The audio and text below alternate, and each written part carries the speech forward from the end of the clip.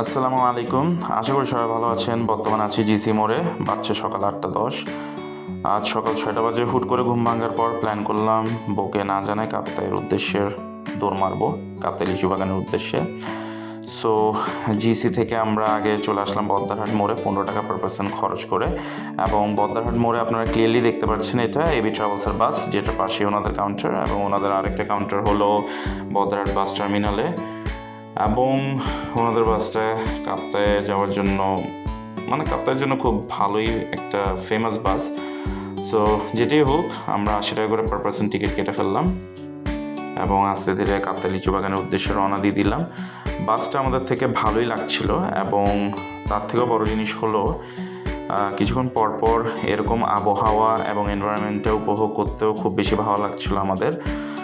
So আমাদের plan হলো লিচু বাগানে আমরা নামার পর ওখান থেকে 170 টাকা করে একটা সিএনজি ভাড়া করব, যেটা আমাদেরকে লক গেটে নিয়ে যাবে, কাপ্তাই লক গেটে। এবং ওখানের মধ্যে আমাদের পরিচিত একটা রিজার্ভ সিএনজিওয়ালা ওয়েট করছে, যিনি আমাদেরকে আগে নিয়ে যাবেন লেকশোর রিসোর্টে, যেটা আপনারা দেখতেই পাচ্ছেন লেকশোর রিসোর্টের টিকিট।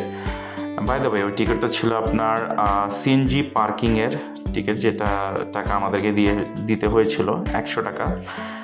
আর বাকি ভেহিকেলগুলোর টিকিট প্রাইস হলো, মানে পার্কিংয়ের টিকিট প্রাইস হলো আপনার 500 টাকা করে।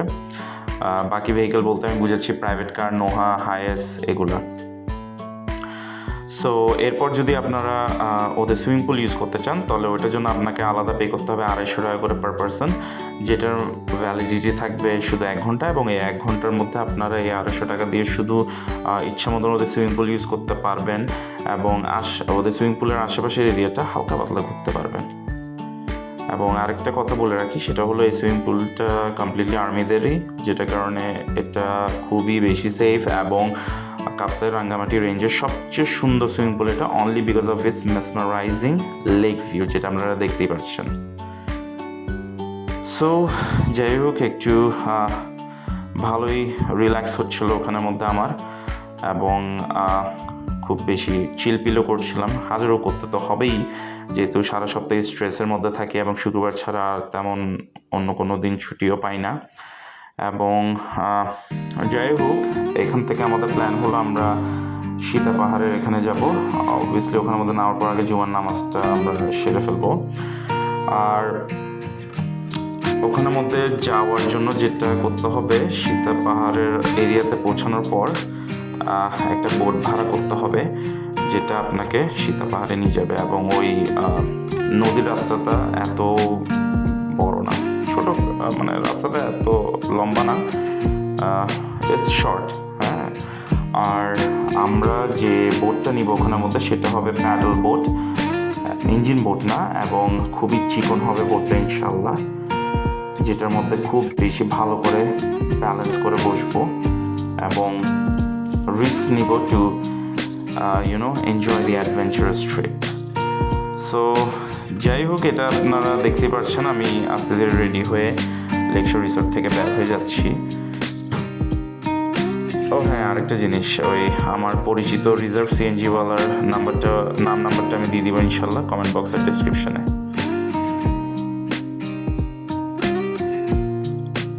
বাই দ্য ওয়ে, সে আমাদের থেকে 600 টাকা করে নিচ্ছে for lock gate to lakeshore resort and lakeshore resort to Sita Pahar, যেখান থেকে আমরা আবার রিটার্ন করব লিচু বাগানে। একটা সিএনজি ভাড়া করে পার পার্সন 30 টাকা দিতে হবে, যেটার জন্য। সো ফাইনালি নদীর রাস্তা দিয়ে সীতা পাহাড়ের উদ্দেশ্যে রওনা দিলাম। এবং রাস্তাটা একটু রিস্কি ছিল আমাদের বোটের কারণে, আর কিছু না, যেটার কারণে দেখতেই পাচ্ছেন আমাদের হুজুর সাহেব দোয়া পড়তে শেষ হয়ে যাচ্ছেন। এবং কি শক্তভাবে আমাদেরকে যে ধরে থাকতে হচ্ছিল বোটটা, খুব ব্যালেন্স করে, কারণ একটু বেশি কম হলে বা একটু এদিক ওদিক হলেই বোটটা পুরো উল্টাই উইল বি ফিনিশড। সো যাই হোক, সীতা পাহাড়ে হালকা পাতলা ট্রেকিং করা শুরু করে দিলাম। এবং এখান থেকে লেকটা দেখতে খুব বেশি সুন্দর লাগছিল আমার। এবং এটা হচ্ছে পাহাড়ি বাচ্চা, ঝুলা ঝুলছে বেচারা। আর এখানের মধ্যে পাহাড়ি মানুষদের বাসা ভর্তি ছিল, ওনাদের মধ্যে একজন আমাকে ফুলটাও দিলেন।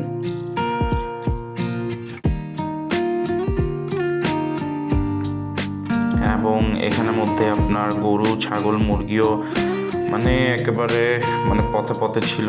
পাহাড়ি লোকজনও পথে পথে ছিলেন বলা যায়। অ্যান্ড যেটা আমি কিছুক্ষণ আগে বললাম, একজন সুইট পাহাড়ি লোক আমাকে দেখে ফুলটা গিফট করলেন, যেটা আমি কিছুক্ষণ আগে একটা ভিডিওতে দেখালাম আপনাদেরকে। কিছুক্ষণ আগেই মাত্র আমার এই ভিডিওটা দেখালাম। So sweet of him, what else to say. So আস্তে ধীরে আরও নিচে নেমে গেলাম, মানে যদ্দূর পারছি তদ্দূর গভীরে ঢুকে যাচ্ছি সীতা পাহাড়ের। এবং এটাতে যাওয়ার আমার অনেক ইচ্ছা ছিল, মানে একটা শখ আর কি। সো এখানের মধ্যে নিচে নামলাম মূলত আপনার ঝিরিপথ যেটা দেখতে পাচ্ছেন, কারণ নিচে ওখানের মধ্যে একটু হাত ধোয়ার জন্য। হাত ধুয়ে ইনশাল্লাহ আবার আস্তে ধীরে উপরে ওঠা শুরু করব এবং উপরে উঠে ব্যাক করব, যেহেতু আস্তে ধীরে বিকালও হয়ে যাচ্ছে।